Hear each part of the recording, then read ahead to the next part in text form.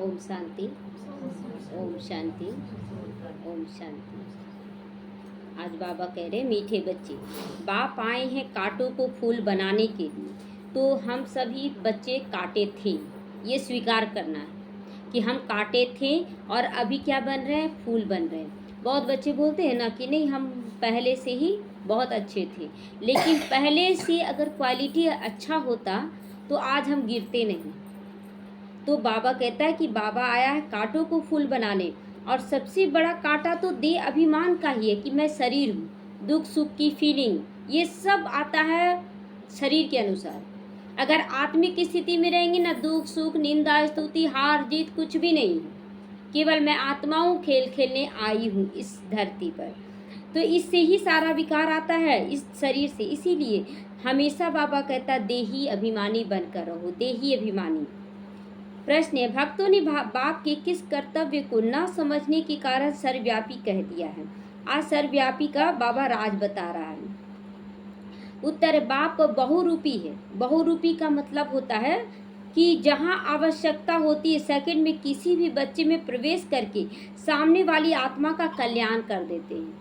किसी भी आत्मा के अंदर वो प्रवेश करके शरीर में और सामने वाली आत्मा का कल्याण कर देते हैं। तो इसी को लोग सर्वव्यापी कह देते हैं कि उसमें भी भगवान दिखता है, उसमें भी भगवान। क्या बोलते हैं लोग कि आपसे हमको ज्ञान मिला ना, आप मेरे लिए देवता बनकर आए। तो उसी से भी सर्वव्यापी हो गया कि आपके अंदर भी भगवान है, मेरे अंदर भी भगवान है। तो बाबा कहता है कि भक्तों को साक्षात्कार करा देते हैं। वह सर्वव्यापी नहीं है, लेकिन बहुत तीखा रॉकेट है। बाप को आने जाने में देरी नहीं लगती। इस बात को न समझने के कारण भक्त लोग सर्वव्यापी कह दिए कि आत्मा ही परमात्मा है, इसी कारण कह दिए। जबकि आप परमात्मा 1 सेकंड भी बहुत ज़्यादा है, इतना कम समय उनको लगता है किसी भी तन में आकर परम धाम से और सामने वाले को साक्षात्कार कराने में। ओम शांति। यह है छोटा सा गुलशन ब्राह्मणों का जो बन रहा है, ह्यूमन गुलशन है। ये मनुष्यों का ही ना गुलशन है, जीवात्माओं का गुलशन है। बगीचे में तुम जाओ तो उसमें पुराने झाड़ भी होते हैं, किस्म किस्म के। कहाँ मुखड़ियाँ भी होती हैं, कहाँ आधी खिली हुई मुखड़ियाँ होती हैं। यह भी बगीचा है। मुखड़ियाँ, एक होता है कि बंद कली, एक होता है कि थोड़ा सा फूला हुआ कली, एक होता है पूरा खिला हुआ फूल। तो यहाँ भी सारे बच्चे वैसा ही हैं जो एकदम अभी बंद है। कुछ बच्चे हैं कि थोड़ा सा आत्माभिमानी बने हैं, और कुछ है कि बहुत अच्छे से बन रहे हैं। तो यह भी बगीचा है। अब यह तो बच्चे जानते हैं कि यहाँ आते हैं कांटों से हम फूल बनने के लिए। यहाँ क्यों आते हैं, डेली ज्ञान क्यों सुनते हैं, ताकि हम कांटों से फूल बन सके। श्रीमत से हम कांटों से फूल बन रहे हैं, कांटों के जंगल के हैं। फूल बगीचे में होते हैं। बगीचा है स्वर्ग में, नर्क में तो, जंगल में तो नर्क होता है ना। जंगल में जो रहते हैं उनको अच्छा लगेगा क्या? वो तो जंगल माना हमेशा डर में जिएंगे कि कोई जीव जंतु आकर खा ना ले, हमेशा डर में रहेंगे। और स्वर्ग में कोई डर नहीं। तो बाबा कहता है कि बच्चे तुम कांटों के जंगल से निकल कर फूलों के बगीचे में आ रहे हो। अब जब फूलों के बगीचे में आना है तो हमें भी फूल बनकर चलना है, कांटे बनकर तो बाबा नहीं ले जाएगा। कभी कभी ख्याल आता है कि कैसे कुछ ब्राह्मण होते हैं ना कि जो लेके चलना नहीं चाहते सबको, मतलब दिखाना चाहते कि देखो हम श्रेष्ठ हैं, हम श्रेष्ठ हैं। तो देखिए, जितना एक चीज़ है कि जितना हिंदू में भी है कि सब धर्मों को अपना लेते हैं, और सभी धर्मों में है ऐसा। आप और सभी धर्मों में सभी धर्मों को अपनाने की क्षमता नहीं है। तो आपस में देख लीजिए, जैसे बड़ा भाई होता है तो कितना भी कुछ करे, लेकिन बड़ा भाई में होता है कि सबको लेके चले, लेकिन छोटों में नहीं होता है उतना कि हम लेके चले। आजकल कुछ होते हैं ऐसे कि छोटों में भी होता है।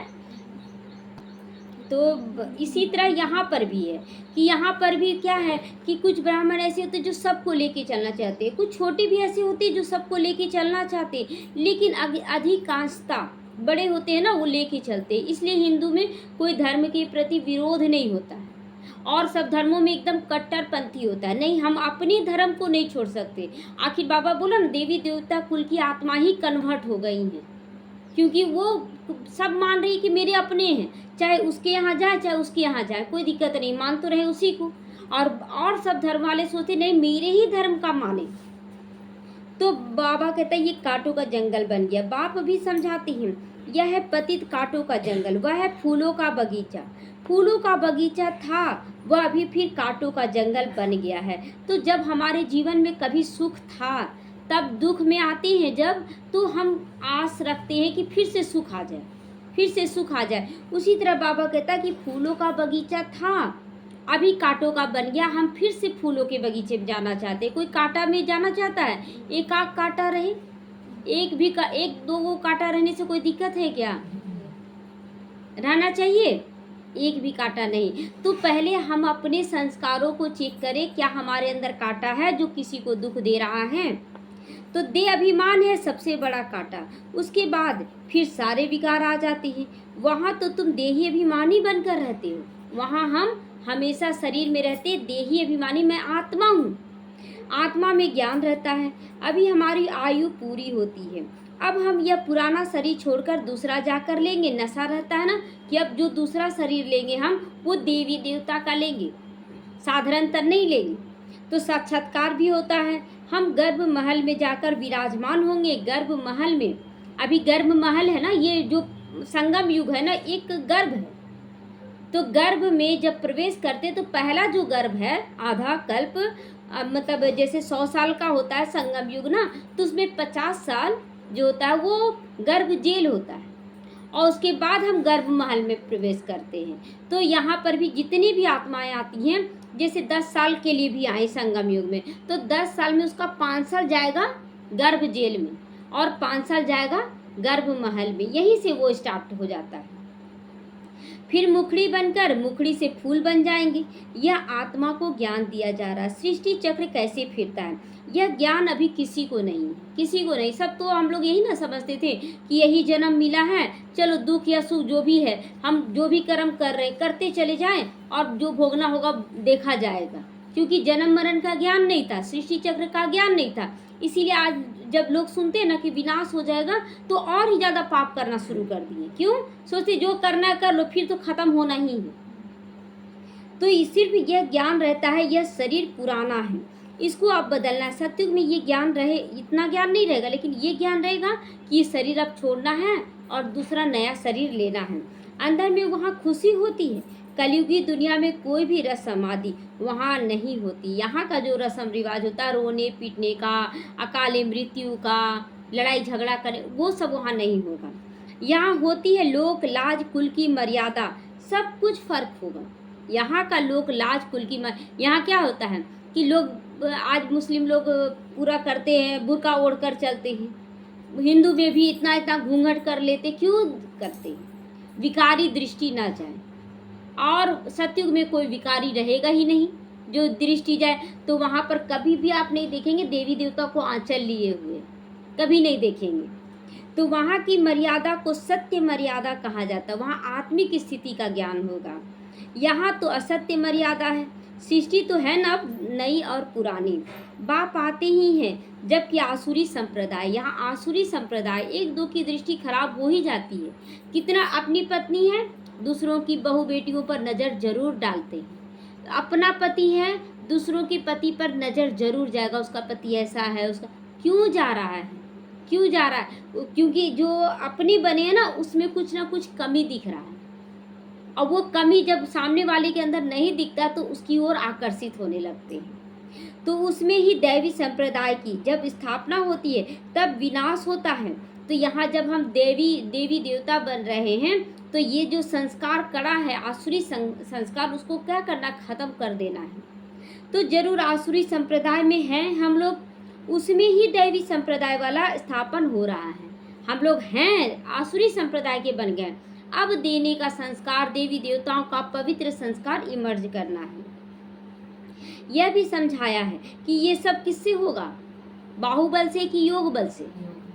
योग बल से होगा। तुम्हारे जन्म जन्मांतर के पहले पाप नष्ट होते हैं योग बल से। बहुत मेहनत करना है, मैं आत्मा हूँ, मुझे सबके साथ अच्छा रहना है, तो इससे क्या होगा, जन्म जन्मांतर के पाप भस्म होते हैं। इस जन्म में जो भी पाप किए वह भी बताने चाहिए।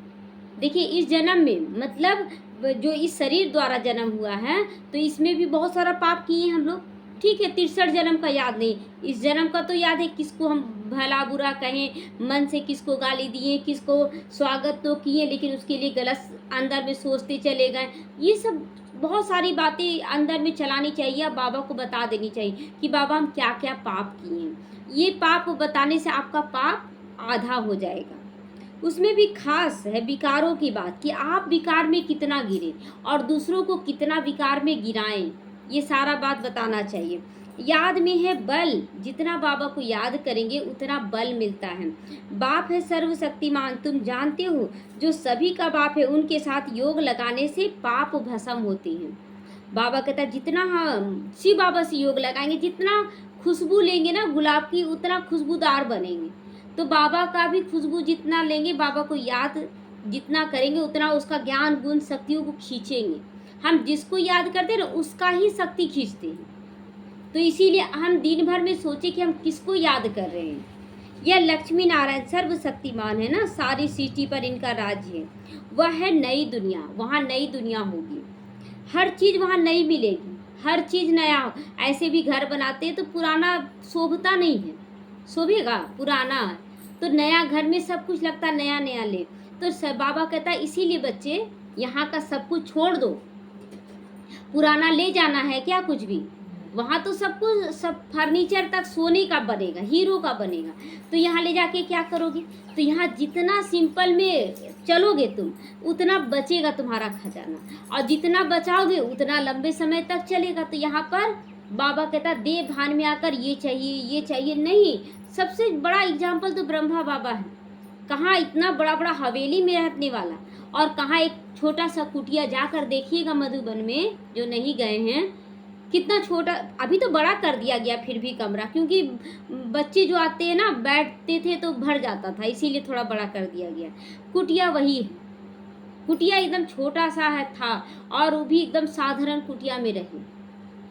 तो अब तो जमीन ही कलराठी हो गई है। बाबा कहता है यहाँ पर हर चीज़ पुरानी हो गई है, जमीन कलराठी हो गई, अनुपजाऊ हो गया, तब तो खाद ये सब डालते हैं।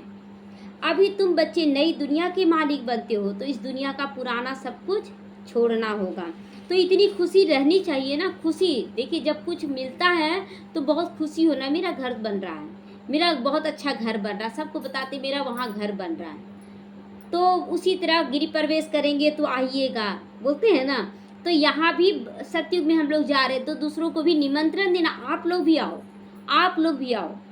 जैसे स्टूडेंट वैसी खुशी भी जाती होगी। अब जो ज़्यादा पढ़ने वाला तेज है तो उसको उम्मीद होगा मेरा नंबर बहुत अच्छा आएगा, जो कम पढ़ेगा उसको लगेगा कि मेरा नंबर कम आएगा, तो खुशी नंबरवार हो जाएगा।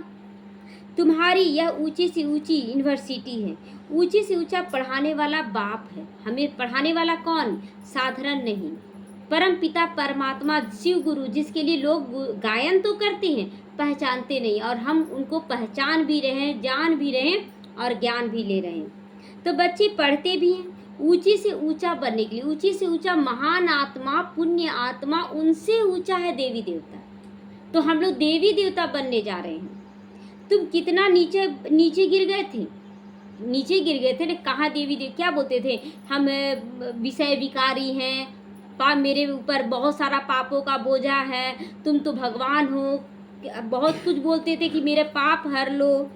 तो एकदम नीचे से और एकदम ऊंचा बना दे रहे कि हम ही देवी देवता बन जा रहे हैं। तो बाप खुद ही कहते हैं तुम स्वर्ग के लायक थोड़े ही हो, अभी हैं स्वर्ग के लायक, अभी जाने लायक। बहुत धूल मिट्टी चढ़ा हुआ, धूल मिट्टी माना दे अभिमान, तो उसको धोएंगे तब तो घर के अंदर प्रवेश करेंगे। इतना सुंदर घर, और आप कीचड़ से सन कर जाएंगे तो पूरा घर को ही खराब कर देंगे। इसलिए बाबा यहाँ धुलवा रहा है, हाथ भी पैर भी। आप पवित्र वहाँ जा नहीं सकता है, न तन की पवित्रता अपवित्रता, न मन की अपवित्रता, कुछ भी वहाँ नहीं जा सकता है। इसीलिए यहाँ तन को भी और मन को दोनों को पवित्र बनाना है।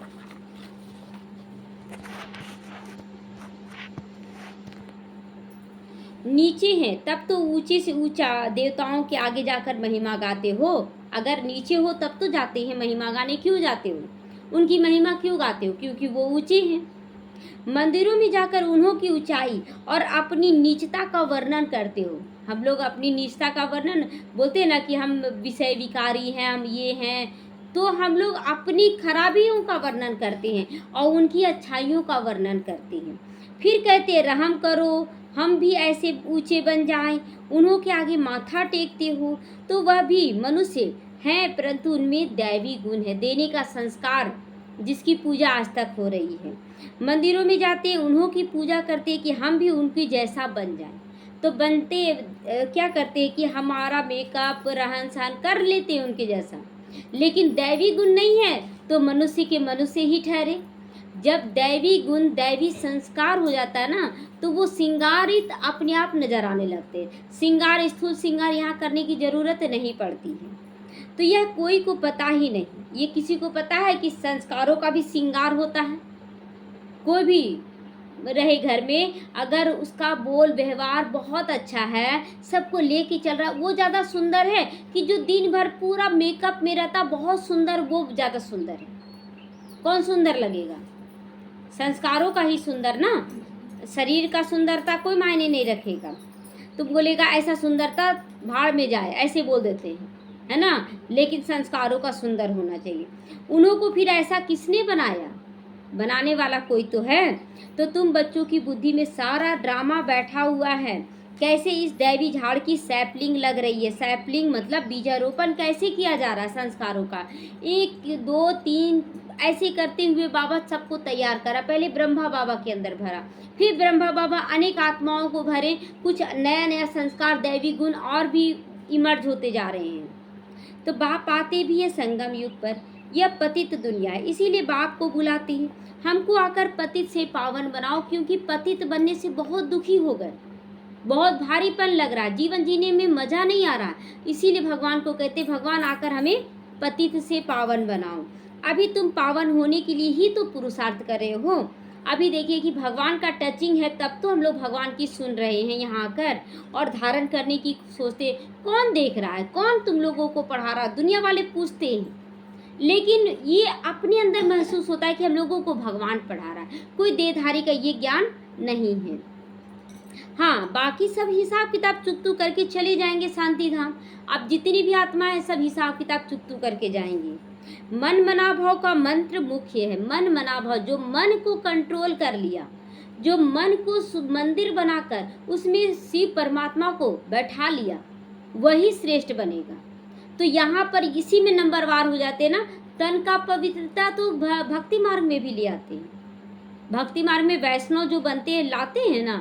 लेकिन यहाँ पर बाबा बार बार मंत्र देता, मन मना भाव, मन को पवित्र बनाओ, मन को एक मंदिर बना लो, तब शिव परमात्मा उसमें बैठेंगे। तो मुख्य है जो तुमको बाप देते हैं मन मना भाव का मंत्र। गुरु लोग तो ढेर मंत्र देते हैं कि ढेर के ढेर कितने मंत्र दे देते हैं।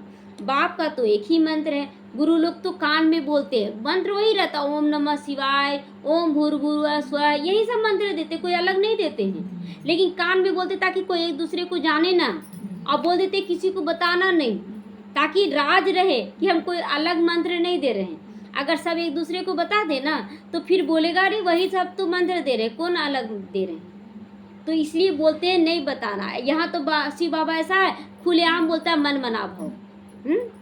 तो बाप ने भारत में आकर मंत्र दिया था, जिससे तुम देवी देवता बने थे। भगवानुवाच है ना, यहाँ भगवान कह रहा है, वो गुप्त कैसे रखेगा कोई भी बात को। पहले तो बोलते थे ना, स्वप्न में भी कोई अच्छा सा विचार आता था तो लोग बोलते थे मत बताओ, तुम्हारा पुण्य है, खत्म हो जाएगा।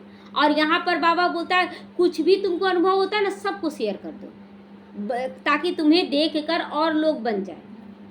तो वो लोग भल श्लोक आदि कहते हैं, परंतु अर्थ कुछ भी नहीं समझते। तुम अर्थ समझा सकते हो। अब बाबा कहता है हमें भी अर्थ समझाना चाहिए। वो लोग अर्थ नहीं, संस्कृत में लंबा चौड़ा श्लोक बोल देते हैं, इसलिए बोलते हैं ना कि लोग उनको विद्वान समझें। और हम लोग अर्थहीन हैं तो हम लोग बेवकूफ़ बन जाते हैं कि नहीं कितना अच्छा अच्छा मंत्र उच्चारण करें, तो प्रकांड पंडित आ गए हैं। अरे नहीं समझ में आ रहा तो हम क्या सुन के करेंगे। तो बाबा कहता तुम श्लोक का अर्थ बताओ। कुंभ के मेले में जाते हैं, वहाँ भी तुम सबको समझा सकते हो। यह पतित दुनिया नर्क है, देखो सभी दुखी हैं। करोड़पति भी रो रहा है तो रोडपति भी रो रहा है, कारण अलग अलग है, लेकिन रो तो रहा ना सब। सतयुगी पावन दुनिया थी जिसको ही स्वर्ग कहा जाता है। पतित दुनिया में कोई पावन हो नहीं सकता, यहाँ कोई भी पावन नहीं होता है। मनुष्य गंगा स्नान कर लेते हैं, पावन होने के लिए जाते हैं, क्योंकि समझते हैं शरीर को ही पावन बनाना है। आत्मा तो सदैव पावन है ही, या समझते हैं कि आत्मा सदैव पावन है, गंदी तो ये शरीर होती है। लेकिन बाबा कहता है बच्चे शरीर तो छूट जाता है, आत्मा में संस्कार चला जाता है, तो आत्मा पतित और पावन का खेल खेलती है। आत्मा सो परमात्मा फिर कह देते हैं, जब आत्मा निर्लेप है तो परमात्मा के समान ही ना होगी, इसलिए आत्मा सो परमात्मा कह देते हैं। तुम लिख भी सकते हो आत्मा पवित्र होगी ज्ञान स्नान से, ना कि पानी के स्नान से। जब तक हमारा संस्कार नहीं बदलेगा तब तक हमारा जीवन सुखमय नहीं होगा। संस्कार बदल लो, संसार बदल जाएगा। तो पानी का स्नान, क्या आपका संस्कार बदलेगा? संस्कार बदलेगा, खूब डुबकी लगा ले, बीमार पड़ जाएंगे, लेकिन संस्कार नहीं बदलेगा। ज्ञान स्नान से संस्कार बदलेगा। तो पानी का स्नान रोज करते रहते, जो भी नदियाँ उसमें रोज स्नान करते रहते हैं, पानी वही पीते हैं। अब पानी से ही सब कुछ किया जाता है ना। बातें कितनी सहज है, परंतु किसी की बुद्धि में आता नहीं। देखिए हर बात में ज्ञान यूज होता है, तो ज्ञान को पानी का रूप दिया गया है। बिना पानी के कोई काम हो सकता है? बिना ज्ञान के कोई भी काम नहीं कर सकते आप। तो ये सब बुद्धि में रखना है कि हमें ज्ञान स्नान करना, और ज्ञान का स्थूल रूप ही पानी बन जाता है। ज्ञान से ही सदगति होती है सेकंड में। सेकंड में जब आत्मा हूँ मैं, बस सारा देह भान निकल गया, मैं आत्मा हूँ, ज्ञान से सदगति होती है सेकंड में। फिर कहते हैं ज्ञान इतना अथाह है जो सारा समुद्र स्याही बनाओ, जंगल को कलम बनाओ, धरती को कागज बनाओ, तो भी अंत नहीं हो सकता। इतना ज्ञान। देखिए सार में अगर समझे कि मैं आत्मा हूँ, परमात्मा मेरा पिता है और ड्रामा कल्याणकारी है, हो गया। फिर हर बात को अच्छा अच्छा आप बोलेंगे। लेकिन अगर ज्ञान के विस्तार में जाएंगे तो बहुत सारा विस्तार है।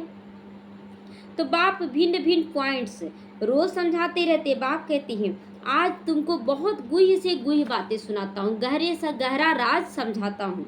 बच्चे कहते अच्छा बाबा पहले क्यों नहीं सुनाया? बाबा से पूछते पहले क्यों नहीं सुनाया? अरे पहले कैसे सुनाएंगे? कहानी शुरू से लेकर नंबरवार सुनाएंगे ना। शुरू से लेकर देखिए, पहले आकर्षण कहाँ से किए बाबा? सतयुग से स्टार्ट किए। सतयुग से धीरे धीरे त्रेता में पहुँचे, त्रेता से द्वापर, द्वापर से कलयुग, कलयुग में विस्तार हो गया ज्ञान का।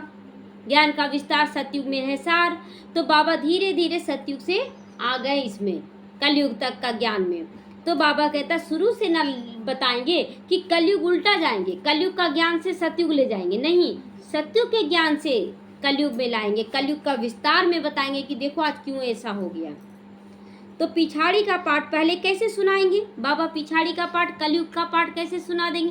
पहले सतयुगी दिखाया ना बाबा, सबको आत्मा हूँ। सबसे पहले तो परम धाम का ज्ञान दिया, उसके बाद सतयुग का ज्ञान देगा, फिर त्रेता का कैसे कैसे होता है सारा बताता है। यह भी बाप सुनाते रहते हैं। यह सृष्टि चक्र की आदि मध्य अंत का राज तुम बच्चे जानते हो। तुमसे कोई भी पूछे तो तुम झट रिस्पॉन्स कर सकते हो, कर सकते हैं ना। अब कोई भी पूछेगा कोई भी सवाल तो हम उसका जवाब दे सकते हैं ना, एकदम दे सकते हैं। जब आत्मिक स्थिति में होंगे लेकिन तभी दे सकते हैं, अगर देह भान में होंगे ना तो नहीं दे सकते हैं। तुम्हारे में भी नंबरवार है, जिनकी बुद्धि में बैठा हुआ होगा वो जवाब देंगे, रिस्पॉन्स करेंगे उनके सवालों का। तुम्हारे पास आते हैं, पूरा रिस्पॉन्स नहीं मिलता, अगर अच्छा जवाब नहीं मिलता है तो बाहर जाकर कहते हैं यहाँ तो पूरी समझानी ही नहीं मिलती। बात तो सही है ना, अगर नहीं समझ में आएगा तो लोग कैसे मानेंगे? उनको तो जवाब चाहिए। अभी जो आए एक जो सन्यासी थे वो कितना सवाल किए, बोलने देते ही नहीं थे, ब्रह्मा कुमारी को बोलने ही नहीं देते थे। वो एक बात बोली नहीं कि 10 बात ये बोल देते थे। बोले आपके बस की बात नहीं है मेरे सवालों का जवाब देना, डायरेक्ट बोली। तो बोले वो, तो फिर एक भाई थे जो शास्त्रों का ज्ञान रखते थे, तब वो बहुत बहनें गुस्सा भी गई कि इतना ज़्यादा सवाल जवाब कर रहा है। तो फिर एक भाई थे वहाँ शास्त्र ज्ञाता थे, तो वही फिर बहुत स्थिरता से समझाएं, तब अभी पूरा ज्ञान दे रहे हैं ब्रह्मा कुमारी का कि नहीं ये ज्ञान बहुत अच्छा है। तो बहुत धैर्यता रखना पड़ता है ज्ञान देने में। फालतू चित्र रखे हैं इसीलिए उन्हें समझाने वाले बड़े अच्छे चाहिए। लोग क्या बोलेंगे यहाँ ज्ञानवान कुछ नहीं है, फालतू केवल चित्र रख लेते हैं, कुछ भी नहीं है। तो इसलिए समझाने वाला एक्यूरेट चाहिए। नहीं तो वो पूरा समझते नहीं, समझाने वाले भी पूरा नहीं हैं। तो जैसे कि तैसा मिला, जैसे को तैसा मिलता है, जो समझाने वाले कमज़ोर और पूछने वाले ज़्यादा एक्टिव हो जाते हैं, तो बस निंदा हो जाता है। बाप कहते कहाँ कहाँ हम देखते हैं आदमी बड़ा समझदार है, मतलब देखता है बाबा कि कोई आया है बहुत समझदार है, बच्चे इतने होशियार नहीं हैं, तो फिर हम ही उसमें प्रवेश करके मदद कर लेते हैं, अच्छा ज्ञान सुना देते हैं। क्योंकि बाप तो बहुत छोटा सा रॉकेट है ना, बहुत छोटा, एकदम बिंदी रूप है। अचानक आया, प्रवेश कर लिया, कोई देखा ही नहीं कि कौन ज्ञान दे रहा है। बाबा ज्ञान दे दिया, उसको टचिंग हो गया, बहुत अच्छा ज्ञान। और उसके बाद हम लोगों को ये पिक्चर था ना, एक सुनील सेठी का डबल रोल था, एक था एकदम कमज़ोर गोपी, पता है, हाँ। और उसमें जो किशन रहता था ना, वो जाकर लड़ाई झगड़ा कर लेता था, जीत हासिल कर, और ये बोलता था हम जीत के आए हैं, हम जीत कर आए हैं ना। तो यहाँ पर भी है ना कि हम लोग वही हैं, गोपी हैं, और किशन जो शिव बाबा हैं वो आकर ज्ञान दे देते। हम लोग बोलते बड़ा अच्छा हम ज्ञान दे रहे हैं, मेरे जैसा तो ज्ञानी कोई नहीं है, देखो सामने वाले को निकाल दिए। निकाला कौन? बाबा निकाला, और कहते हैं हम निकाल दिए। अरे जब हम निकाल सकते तो हम खुद क्यों नहीं बन रहे हैं? खुद भी बनना चाहिए ना। तो आने जाने में बाबा को देरी नहीं लगती। उन्होंने फिर बहुरूपी सर्वव्यापी की बात उठा ली। यह तो बाप तुम बच्चों को बैठ समझाते, बच्चे तुम समझो कि हम किसी के अंदर भी प्रवेश करके ये करते हैं काम, लेकिन तुम अपने आप को अहंकार दिखाते हो कि हम तो बहुत अच्छा हैं, हम तो सबको ला सकते हैं, हम बहुत बच्चों को ला सकते हैं। नहीं, बाबा देखिए आगे बहुत अच्छा बात बोल रहा है। कोई कोई आदमी अच्छे होते हैं, तो उनको समझाने वाले भी ऐसे चाहिए।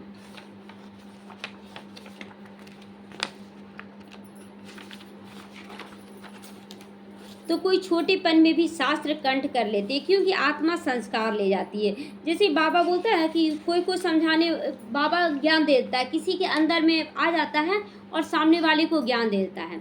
और देखिए ये भी फिक्स है कि 33 करोड़ आत्माएं ही आएंगी, ये फिक्स है। क्या 33 करोड़ से एक आत्मा भी आप ज़्यादा कर सकते हैं? एक आत्मा भी ज़्यादा नहीं हो सकती है, 33 करोड़ एक नहीं हो सकता है। और हम सोचते हैं कि हम ज़्यादा बच्चों को निकाल रहे हैं, नहीं, जो बच्चे आने वाले हैं उन तक बाबा पहुंचाता है, उनको निकलवाता है, बस हम लोग निमित्त मात्र हैं और कुछ भी नहीं। तो बाबा कहता है कि छोटेपन में कोई बच्चा आया, जन्म लिया, संस्कार ले आया, पिछले जन्म में शास्त्र पढ़ा हुआ है, इस जन्म में जन्म ले, देखते छोटा छोटा बच्चा भी शास्त्र बता रहा है, पूरा ज्ञान दे रहा है। वो संस्कार पिछले जन्म का। हम लोग बोले कितना छोटा सा बच्चा है, कितना शास्त्र पढ़ दे रहा है। वो बच्चा नहीं, वो आत्मा है जो संस्कार लेकर आई है, संस्कार ले आती है। कहाँ भी जन्म लेकर फिर वही वेद शास्त्र आदि पढ़ने लग पड़ेंगे। अंतमति सोगति होती है ना, तो आत्मा संस्कार ले जाती है। अभी तुम बच्चे समझते हो, आखिर वह दिन आया आज जिसका था हम सबको इंतजार। किसका था? शिव बाबा का इंतजार था ना। तो जो स्वर्ग के द्वारा सच सच खुलते हैं, बाबा कहता स्वर्ग के द्वार जिसके द्वारा सच सच में खुल रहा है, झूठा नहीं है, स्वर्ग का द्वार ये खुल रहा है। नई दुनिया की स्थापना, पुरानी दुनिया का विनाश होना है। मनुष्यों को ये पता ही नहीं कि स्वर्ग नई दुनिया में होता क्या है। तुम बच्चे ही जानते हो। हम सच्ची सच्ची सत्यनारायण की कथा, वह अमर कथा की, अमरनाथ की कथा भी सुन रहे। अमर कथा क्या होता है? आत्मा अमर है तो उसकी अमर कहानी सुन रहे कि आत्मा कैसे कैसे पाठ अदा की है, तो यही अमर कथा हुआ। कोई अलग से अमर कथा नहीं होता है, आत्मा की कहानी सुनाई जा रही है कि बच्चे तुम सतयुग में क्या थे, त्रेता में क्या थे, द्वापर में क्या थे, कलयुग में क्या बन गए, अभी क्या बन रहे हो। है एक ही कथा, सुनाई भी एक ही नहीं है, लेकिन नाम क्या क्या? सत्यनारायण की कथा, अमर कथा, तीसरी कथा, बहुत सारा कथा नाम रख दिए हैं। तीसरा नेत्र खुलने की कथा, तीसरी कथा, फिर उसके शास्त्र बनाए। दृष्टांत सब तुम्हारे हैं जो फिर भक्ति मार्ग में उठा लिया गया है। तो संगम पर बाप ही आकर सारी बातें समझाते हैं। यह बड़ा भारी बेहद का खेल, बहुत बड़ा खेल है। सतयुग से लेकर कलयुग 5000 साल का खेल चलता है, नाटक। इसमें पहले सतयुग, त्रेता, राम राज, फिर होता है रावण राज। यह ड्रामा बना हुआ है, इसको अनादि अविनाशी ड्रामा कहा जाता है। हम सभी आत्माएं एक्टर हैं। यह ज्ञान कोई को नहीं जो तुमको बाप ने ज्ञान दिया। कोई के पास था ज्ञान ये जो बाबा दे रहा है ज्ञान? नहीं। तो उन्हों का पाठ रामा में नूंधा हुआ है। जो आत्मा का ज्ञान नहीं जानते ये भी नूंधा हुआ है आत्माओं में। जिस समय जिसका पाठ होगा उसी समय वो आएंगे, वृद्धि को पाते रहेंगे। आप सोचेंगे जल्दी जल्दी बड़ा कर दे, जल्दी जल्दी आ जा, नहीं आएंगे। वो अपने टाइम पर ही बड़े होंगे, आएंगे इस ज्ञान में। बच्चों के लिए मुख्य बात है पतित से पावन बनना, खुद को पावन बनाना। बुलाते हैं पतित पावन आओ, तो बच्चे ही बुलाते, बाहर वाले नहीं बुलाते। जैसे भक्ति भी करते थे हम लोग, भक्त भी बन गए थे, तो हम लोग जो बच्चे थे वही बुलाएं। बाहर वाले बुला रहे, इतना भक्ति कर रहे हैं, बोले नहीं नहीं मेरे लिए ही दुनिया ठीक है, और हम लोग बोले नहीं अब इस दुनिया से पार जाना हम लोगों को। तो बाप भी कहते हमारे बच्चे काम चिता पर बैठकर काले भस्म हो गए हैं। यह है सही बातें कि हम लोग भस्म हो गए थे। आत्मा जो अकाल है उनका यह तख्त है, लोन लिया हुआ है शिव बाबा का। ब्रह्मा के लिए भी तुमसे पूछते यह कौन है, लोग पूछते हैं ना कि ये कौन है, तो हम लोग बोलते ब्रह्मा बाबा। तो क्या बोलते, देखो बोलो, देखो लिखा हुआ भगवानुवाच, मैं साधारण तन में आता हूँ। वह सजा हुआ श्री कृष्ण ही 84 जन्म के बाद ये साधारण बनता है, साधारण ही फिर वह कृष्ण बनता है। ये समझाने देना है। लोग समझते हैं देखो अपने गुरु को इन लोग ब्रह्मा बताते हैं, तो ब्रह्मा कौन इसका परिचय देना है। ऐसा ही ब्रह्मा कोई नहीं ऊपर से नहीं आ गया, बूढ़ा तन क्यों दिखाते हैं भक्ति मार्ग में भी। तो नीचे तपस्या करें, जानते हैं हम ये बनने वाले, क्या बनने वाले, देवी देवता कृष्ण लक्ष्मी नारायण बनने वाले हैं। त्रिमूर्ति तो बहुतों ने देखा है, त्रिमूर्ति तो देखे ना, ब्रह्मा विष्णु शंकर का फोटो, परंतु उनका अर्थ कोई नहीं जाना कि ब्रह्मा बाबा बूढ़ा और शंकर और विष्णु है युवावस्था में। कोई पूछा आज तक आखिर बूढ़ा कहाँ से आए, उनका युवावस्था ये सब कहाँ गया। स्थापना जो करते हैं फिर पालना भी वही करेंगे। अभी जैसे शिव बाबा हैं तो हम लोगों को आत्मा का ज्ञान दिया, बच्चा बनाया, तो फिर पालना देता है कि नहीं। कहीं भी बुला लीजिए बाबा आ जाता है दौड़ा हुआ, आँख खोलकर सभी सुने सामने देखते हुए। तो बाबा कहता है कि पालना देने के निमित्त भी बनते हैं शिव बाबा। उसी तरह ब्रह्मा बाबा हैं कि अभी स्थापना का कार्य उनके द्वारा हो रहा है, तो फिर पालना का भी कार्य सतयुग में चलेगा। स्थापना के समय का नाम रूप देश काल अलग अलग, पालना का नाम रूप देश काल अलग अलग होता है। बाबा कहता है ना कि स्थापना के समय का नाम रूप देश काल अलग, और पालना के समय नाम रूप देश काल अलग। मतलब अभी ब्रह्मा का रूप है, वहाँ विष्णु का रूप होगा। तो यह बातें समझाने में बड़ी सहज है। यह नीचे तपस्या कर रहे, फिर यह बनने वाले हैं, यहाँ 84 जन्म लेकर बनते हैं ब्रह्मा। कितनी सहज ज्ञान है सेकंड का, बुद्धि में ये ज्ञान है कि हम देवता बन रहे हैं। 84 जन्म भी इन देवताओं को ही लेना है, हम लोगों को ही 84 जन्म लेना है, और कोई नहीं लेते। और कोई लेते हैं क्या भक्ति मार्ग की आत्मा, द्वापर की आत्मा लेगी, नहीं लेगी, नहीं। 84 का राज भी बच्चों को समझा दिया गया है। देवताएं ही हैं जो पहले पहले आते। खिलौना होता है ना मछलियों का, मछलियों का कुछ नहीं, ऐसे नीचे जाएंगी फिर ऊपर उठेगी, ऐसे एक खिलौना बना हुआ है, तो फिर ऊपर चढ़ती है। वह भी सीढ़ी है, भ्रमरी कछुए आदि का भी बाबा मिसाल देते हैं, वह भी इस समय के हैं। बाबा बोलता है ना कछुआ भ्रमरी भी देखो कितना बुद्धिमान है, बहुत बुद्धिमान है। कछुआ जब देखता है कि मेरा कर्म हो गया, सब मेट लेता है और हार्ड सेल तैयार कर लेता है, ताकि कोई पत्थर भी उसके ऊपर मार देना उसको चोट नहीं लगेगा। भ्रमरी नाली के कीड़े को भू भू करके जगा देती है, उसको ज्ञान है। और हम बच्चे बोलते हमको क्या ज़रूरत है, हम खुद तैयार हो जाए बहुत काफ़ी है, बोल देते हैं। तो भ्रमरी में देखो कितना अकल है, वो नाली के कीड़े को जगा देती है। और तुम है कि बोलते हो हम खुद ही नहीं जाग रहे हैं, खुद ही नहीं जाग रहे हैं।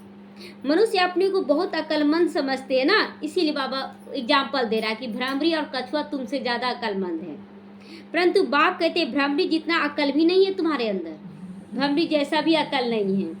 सर्प देखो पुराना खाल कितना सहज रीति से छोड़कर नया लेता है, और तुमको शरीर छोड़ने में रोना धोना होता है ना, रोना धोना क्यों छोड़ दिया, अभी नहीं छोड़ता, थोड़ा दिन और जी लेता, आपके अनुसार चलेगा जिंदगी। बच्चों को कितना समझदार अभी बनाया जाता है, समझदार और लायक भी बनाया जाता है। आत्मा अपवित्र होने के कारण लायक नहीं है, अपवित्रता है तो लायक वो नहीं है सिंहासन पर बैठने की, इसलिए बाबा लायक भी बना रहा, समझदार भी बना रहा है। तो उनको पवित्र बनाकर लायक बनाया जाता है। वह है ही लायक दुनिया, सत्युग साधारण दुनिया नहीं है, वो लायक लोगों के लिए है। तो यह तो एक बाप का काम है जो सारी सृष्टि को हेल से हेविन बना देते हैं। हेविन क्या होता है यह मनुष्यों को पता नहीं, स्वर्ग क्या होता है नहीं समझते, इसीलिए यहाँ ही स्वर्ग समझते हैं। हेविन कहा जाता है देवी देवताओं की राजधानी को, जहाँ पर राजधानी देवी देवताओं का चलेगा। सतयुग में देवी देवताओं का राज्य है। तुम समझती हो सतयुग नई दुनिया में हम ही राज्य भाग्य लेंगे, हम ही लेंगे। इसलिए नशा रखते हैं ना सेवा करने में। 84 जन्म भी हमने लिया होगा। कितनी बार राज्य लिया और कितनी बार राज्य गंवाया, यह भी तुम जानते हो। राम मत से तुमने राज्य लिया, रावण मत से राज्य गंवाया। बाबा राम मत देता है तुमको चढ़ाने के लिए, रावण का मत से चलते हो तो गिर जाते हो। अभी फिर ऊपर चढ़ने के लिए तुमको राम मत मिलती है, गिरने के लिए नहीं मिल रही है। अगर बाबा मत दे रहा है छोड़ो तो छूटे, विकारों को छोड़ोगे तो निर्विकारी बनकर राज्य करोगे। अगर यहाँ का धन संपत्ति जिस पे मेरा अधिकार उसको छोड़ोगे नहीं, तब तक आप सुख चैन का अनुभव नहीं करेंगे, उलझते रहेंगे। इसीलिए बाबा कह रहा कि बच्चे यहाँ गिरने के लिए मत नहीं दिया जा रहा, उठने के लिए मत दिया जा रहा। फिर हम लोग अपना मन मत यूज कर लेते हैं कि नहीं छोड़ देंगे तो मेरा क्या होगा। अरे बाबा थोड़ी आपको दुखी करने के लिए बनाया अपना, समझाते तो बहुत अच्छी तरह से ही, परंतु भक्ति मार्ग की बुद्धि बड़ी मुश्किल चेंज होती। भक्ति मार्ग की बुद्धि लेने का है ना, तो चेंज कैसे होगा, इतना जल्दी चेंज नहीं कर पाते। छोड़ने का बुद्धि तो देवी देवताओं का है, छोड़ो तो छूटे। भक्ति मार्ग का सो बहुत है, वह है दुबन दलदल है जिसमें तुम फंसे हुए हो। जब तक नहीं निकलोगे तब तक आनंद अनुभव नहीं होगा। एकदम गले तक उसमें डूब पड़ते हैं। जब सभी का अंत होता तब मैं आता हूँ, सभी को ज्ञान से पार ले जाता हूँ। मैं आकर इन बच्चों द्वारा कार्य कराता हूँ, एकदम साधारण माताओं द्वारा, कन्याओं द्वारा, जिसको लोग एकदम नर्क का द्वार कहते थे, उसके द्वारा बाबा ये ज्ञान दिलवा रहा है। बाबा के साथ सेवा करने वाले तुम ब्राह्मण हो जिनको खुदाई खिदमतगार कहा जाता है। यह सबसे अच्छी से अच्छी खिदमत है, दुख से दूर कर देना, परमात्मा से मिलवा देना। बच्चों को श्रीमत मिलती है, ऐसे करो ऐसे करो। बाबा श्रीमत दिया, छोड़ो तो छूटे, तो उस पर फिर छाट कर निकलेंगे, उसमें भी सब छोड़ पाएंगे सब कुछ। जो छोड़ देंगे वो सुखी बन जाएंगे, जो पकड़े रहेंगे वो दुखी होते रहेंगे। तो सब एक जैसा तो नहीं बनेंगे। यह भी नई बात नहीं है, यह भी नई बात नहीं है। कल्प पहले भी जितने देवी देवता निकले थे उतने ही निकलेंगे। जो जितना पुरुषार्थ पहले किए होंगे उतना ही करेंगे। इस जन्म में लाख आप समझा दीजिए वो नहीं कर पाएंगे। ड्रामा में नूंद है, तुमको सिर्फ पैगाम पहुंचाना, लेकिन हम लोगों को बताना। देखिए अभी घर में जो होते हैं, कोई बड़ा बच्चा समझदार होता है उस पर कम ध्यान जाता है, लेकिन जो कमज़ोर होता है उसको ज़्यादा ध्यान देंगे, क्योंकि सोचते भावना रहता है ना ये भी आगे बढ़ जाए। और बड़े बच्चों को कम प्यार देंगे, जान रहे कि वो लायक है। तो उसी तरह कभी कभी हम लोगों को अगर बाबा कभी प्यार ना करे तो समझ लीजिए कि हम लोग लायक बच्चे हैं। और छोटे बच्चे जो अच्छा से ज्ञान में नहीं चल रहे हैं उन लोगों को बाबा पूर्ति कर देता है। तो बोलते हैं कि देखो उन लोग कुछ भी नहीं करा तो भी पूर्ति हो रहा। इसलिए पूर्ति हो रहा क्योंकि उन लोग छोटे बच्चे हैं, हम लोग बड़े हैं। समझदारी चाहिए ये सब। तो बहुत सहज है, तुम जानते हो भगवान आते हैं कल्प के संगम पर, जबकि भक्ति फुल फोर्स में हो रही है तो बाप आकर सबको ले जाते हैं। तुम पर अभी बृहस्पति की दशा है, सब स्वर्ग में जाते हैं, फिर पढ़ाई में नंबरवार पद पाते हैं। कोई पर मंगल की दशा, कोई पे राहु की दशा बैठती है अभी। अच्छा, मीठे मीठे सीखी लदे बच्चों प्रति माता पिता बाप दादा को याद प्यार और गुड मॉर्निंग। रूहानी बाप की रूहानी बच्चों को नमस्ते। हम रूहानी बच्चों की रूहानी माता पिता बाप दादा को याद प्यार, गुड मॉर्निंग और नमस्ते नमस्ते। शुक्रिया बाबा, शुक्रिया। धारणा के लाइनों के सारे लायक और समझदार बनने के लिए पहले पवित्र बनो, मन से भी तन से भी। सारी दुनिया को हेल से हेवन बनाना है तो बाप के साथ सेवा करो, बाप समान बनकर सेवा करो। खुदाई खिदमतगार बनना है, खुदाई खिदमतगार की खुद छोड़ेंगे तब तो दूसरों को छोड़ने के लिए कहेंगे। हम खुद बंधे रहेंगे और दूसरों को बोलेंगे छोड़ दो, तो मानेगा? कोई भी नहीं मानेगा। कलयुगी दुनिया की रस्म रिवाज, लोक लाज, कुल की मर्यादा छोड़ दो। लोग क्या कहेंगे, ये कलयुगी मर्यादा है। भगवान क्या कहेगा, ये सतयुगी मर्यादा है। तो हमें लोक लाज छोड़ देना है, सत्य मर्यादाओं का पालन करना। जो बाबा सत्य मर्यादा दे रहा उसका पालन करना है। दैवी गुण संपन्न बनकर दैवी संप्रदाय की स्थापना करनी है। दैवी गुणों को धारण करने के बाद हम देवी देवता का स्थापना कर सकते हैं। वरदान है अपवित्रता का अंश, आलस्य अलबेलेपन का त्याग करने वाले संपूर्ण निर्विकारी बनो। दिनचर्या में कोई भी कर्म में ऊपर नीचे होना, आलस्य में आना या अलबेले होना यह विकारी अंश है जिसका प्रभाव पूजनीय बनने पर पड़ता है। जब हमारी पूजा होगी तो जैसे हम उठ तो गए और झुपकी ले रहे हैं, ज्ञान तो सुन रहे, झुपकी ले रहे हैं, तो बाबा कहता ना कि जब तुम्हारी पूजा होगी ना तो पंडित भी ऐसा ही करेगा, पंडित भी आपकी पूजा ऐसा ही करेगा, झुपकी ले लेके पूजा करेगा, है ना। तो ऐसी पूजा चाहिए क्या। तो बाबा कहता पूजनीय बनने पर पड़ता है। यदि आप अमृत बेले स्वयं को जागृत स्थिति में अनुभव नहीं करते हो, मजबूरी से व सुस्ती में बैठते हो, तो पुजारी भी मजबूरी व सुस्ती से आपकी पूजा करेंगे और बोलेंगे अच्छा पूजा मूर्ति का कर रहा ना, उसमें हमको क्या फायदा। जितना चढ़ावा चढ़ेगा मूर्ति के ऊपर, आपका खजाना स्थूल रूप में भरेगा, स्थूल रूप में द्वापर कलयुग में भी आपका खजाना भरेगा। इसीलिए अच्छा पूजनीय बने। तो आलस्य अलबेलेपन का त्याग करें, एकदम जागृत स्थिति में बैठना। जो जैसे यहाँ करेंगे वैसे ही आपका पूरा कल्प तैयार हो रहा है, एकदम अच्छा देख मतलब दृष्टि वृत्ति कृति एकदम जगा हुआ होना चाहिए। तो त्याग कर दो तब संपूर्ण निर्विकारी बन सकोगे। स्लोगन है सेवा भल करो लेकिन व्यर्थ खर्चा मत करो। बाबा क्लियर कर रहा है कि सेवा करने में कभी कभी हम लोग दिखावा कर देते, खर्चा ज़्यादा कर, दिखावा नहीं, एक एक खर्च के पीछे रीजन होना चाहिए सेवा भाव, तब वो सफल होगा। अगर दिखावा भाव हो गया ना तो खर्च, एक जगह बहन 1 लाख रुपया खर्च कर ली, क्या अच्छा सा पिल्लो कवर पिल्लो कर दे, सोफा लगा दे, अच्छा सा ये कर दे, 1 लाख रुपया किसी का कल्याण नहीं हुआ, कोई भी बच्चा नहीं निकला, कोई तो ऐसा खर्चा नहीं करे जो व्यर्थ के खाते में चला जाए। इसीलिए 1-1 रुपया सोच समझ के खर्च करना है। ओम शांति।